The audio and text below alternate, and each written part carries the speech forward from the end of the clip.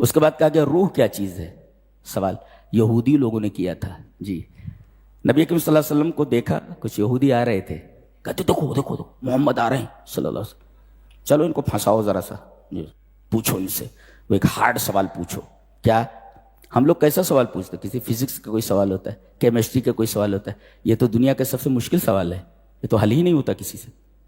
ہاں ایک بلڈنگ کے اوپر لکھا تھا سول, سول مانے روح, سول مانے روح, اس کا نام ہی بلڈنگ کا سول دے روح. معلوم ہے روح کیا چیز ہے؟ وَيَسْأَلُونَكَ عَنِ الرُّوحِ, یہودیوں نے آ کر کے پوچھا محمد صلی اللہ علیہ وسلم ایک سوال ہے, کہا پوچھو. کہا کہ روح کیا چیز ہے؟ وَيَسْأَلُونَ, ماہیت کیا ہے, اس کی حقیقت کیا ہے؟ اللہ تعالیٰ نے اس کا جواب دیا, قُلِ الرُّوحُ مِنْ أَمْرِ رَبِّي, آپ فرما دیجئے کہ روح میرے رب کے امر میں سے ایک امر ہے. بس خلاص. اس کا مطلب ہے, اور عجیب بات تو یہ ہے کہ روح کے سوال سے پہلے قرآن حکیم کا تذکرہ ہے. قرآن حکیم روح ہے, وہ تو تمہیں دے دیا گیا نا, اوتیت علماً, ایک علم تمہیں دے دیا گیا, اور روح کے بارے میں پوچھ رہے, وہ بھی روح ہے. منیت علماً, ایک روح سے تمہیں بتانے سے روک دیا گیا.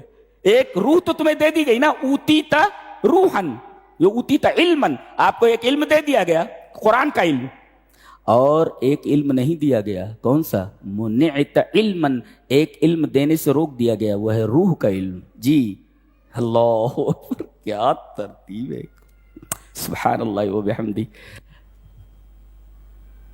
کیوں نہیں بتایا گیا روح کا جواب اور روح کی حقیقت؟ اب کوئی چھوٹا سا بچہ ہو, بغدادی قاعدہ بھی پڑھ رہا ہو, آ با تا سا پڑھ رہا ہو, کوئی بچہ ABCDEFG پڑھ رہا ہو, اب وہ پوچھنے لگے کہ آپ نے رابرٹ لڈلم کو پڑھا ہے, آپ نے اینیٹ بلائٹن کو پڑھا ہے, آپ نے ایرون ویلیس کو پڑھا ہے, آپ نے رابن کوک کو پڑھا ہے؟ میں نے ان سب کو پڑھا ہے جن کا نام میں نے بتایا.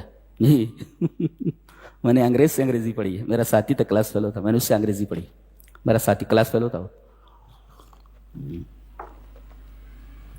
اب ایک بچہ جس کا سینس ABCD کا ہے, وہ پوچھے رابرٹ لڈلم کے بارے میں, تو اگر سمجھانے بھی جائیں گے تو سمجھ میں آئے گا اس کو؟ تو تمہارا تو ذہن بغدادی قاعدے کا ہے, اور پوچھ رہے ہو بخاری شریف کا ترجمۃ الباب, کیسے سمجھ میں آئے گا؟ نہیں سمجھ میں آئے گا. لہذا روح کی حقیقت تمہیں نہیں سمجھائی جا سکتی. ہاں تقریب الفہم کے لیے ایک طریقے سے سمجھایا جا سکتا ہے. ایک بلڈنگ بنا دی گئی, اس میں مشینیں لگا دی گئی, کپڑا بننے کی مشینیں, ساری مشینیں تیار ہیں, موٹرز لگا دیے گئے, ساری چیزیں. اب یہ پورے موٹرز اور یہ پوری مشینیں کس سے چالو ہوں گی؟ کرنٹ ڈال دیجیے گا. جی مشینیں سمجھ میں آ رہی ہیں, پارٹس سمجھ میں آ رہے ہیں, موٹر سمجھ میں آ رہا ہے, موٹرز کے پارٹس سمجھ میں لیکن یہ جو چیز آ رہی ہے کرنٹ, جس کی وجہ سے پوری مشینری چل رہی ہے, نہیں جانتے اس کی حقیقت کیا ہے. اس کی حقیقت کیا ہے؟ قُلِ الرُّوحُ مِنْ أَمْرِ رَبِّي, کرنٹ بنانے والا, اس کا ایجاد کرنے والا, بنانے والا کیا, اس کا ایجاد کرنے والا. کوئی چیز nothing is created and nothing is destroyed. کوئی چیز نہ تو آپ کریٹ کر سکتے ہیں اور کوئی چیز آپ فنا بھی نہیں کر سکتے. تو انسان کیا وہ دو کر کے چار بنا دیتا ہے, کیا ہے اس کا؟ نہ چیز نکال سکتا ہے, پیدا کر سکتا ہے, نہ کوئی چیز جو ہے فنا کر سکتا ہے. کوئی چیز فنا نہیں کر سکتا وہ. جی جتنا اللہ نے بنا دیا اتنا ہی ہے. جی اور تم فنا بھی نہیں کر سکتے, نئی چیز کوئی پیدا بھی نہیں کر سکتے. تو قُلِ الرُّوحُ مِنْ أَمْرِ رَبِّي, یہ تمہارے سوال کا جواب ہے. اس لیے کہ تمہیں ایک علم دے دیا گیا ہے قرآن. یہ علم بعض علم نہیں دیا جاتا کسی کو.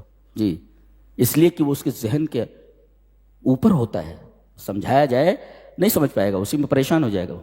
اسی وجہ سے آپ دیکھیں گے ایک صاحب نے لکھا کہ تقریباً 118 اقوال ہے روح کے بارے میں. یہ ہے وہ ہے, یہ 118 اقوال. اس کا مطلب ٹامکنیاں مار رہے ہیں, کسی نتیجے پر نہیں پہنچ رہے کہ روح ہے کیا. اس لیے کہ اگر حقیقت میں معلوم ہو جائے روح یہ چیز ہے تو اختلاف کی کیا ضرورت ہے. جی اختلاف اتنا 118 اقوال ہے. وہ کہتا ہے یہ ہے, وہ کہتا ہے یہ, وہ کہتا ہے یہ. اللہ اکبر.